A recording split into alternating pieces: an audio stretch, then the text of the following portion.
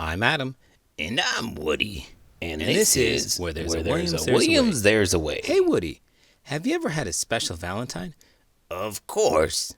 Let me guess. Piece of steak or a giant chocolate bar? What kind of guy do you think I am? I love food, but I'm not in love with food. I'm sorry, I was just teasing. Who was your Valentine? Julia Child. She was a giant in the food industry, and she stood at 6'2". She was the first celebrity chef and my kind of lady. You're right, she does sound like your kind of lady. She loved food just like you, and she brought that appreciation to the American people. In today's book, Ox has his own celebrity crush. Let's get started.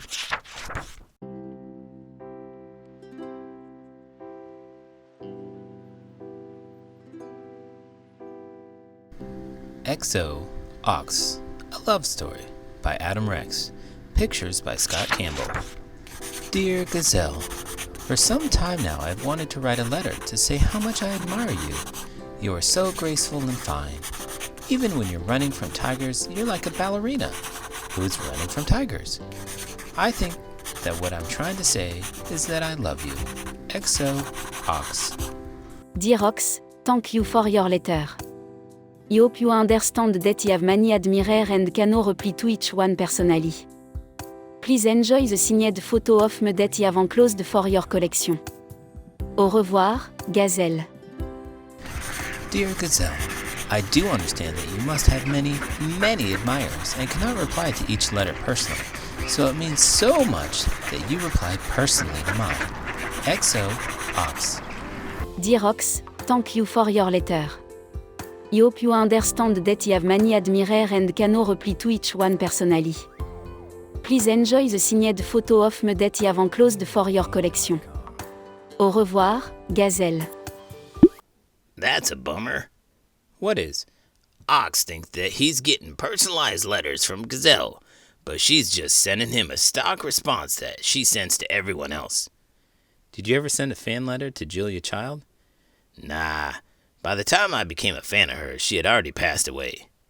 I can't ever remember having a celebrity crush. There are those people that I've grown to admire their work. I think that's pretty common to have preferred authors, actors, and singers. Sure, everyone has their favorites. Dear Gazelle, this is an amazing coincidence. I've written you 2 letters, and both times you have written back using the exact same words. I think that shows that you're very smart and have a tidy mind. I hope that what I wrote before did not cause you to think that I only love you because you're pretty. I also love you because you're smart. XO Ox. Dear Ox, thank you again for your letter and your compliment. To be of many fault, I would not want anyone to think that I am repetitive. So here is a third and final letter different from the first 2. There is no need to write me again. Au revoir, Gazelle. Dear Gazelle, I will tell you, I almost fell out of my chair laughing when you said you have many faults. That is ridiculous.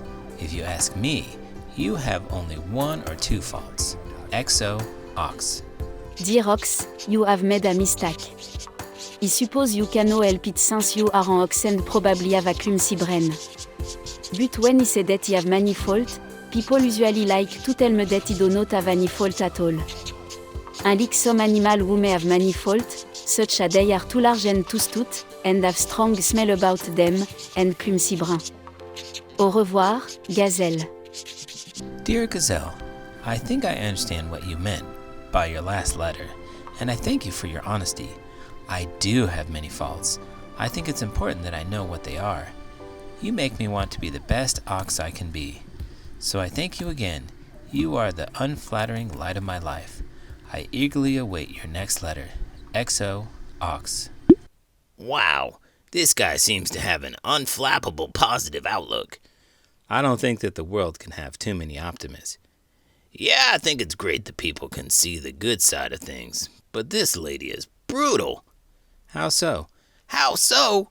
She doesn't know Ox at all, and she's accusing him of being a big smelly guy with a slow brain. That's not very nice. You know, you're right. It seems like she's used to people pandering to her and only telling her what she wants to hear. I guess it's nice that she's not just writing stock letters to him anymore. There you go.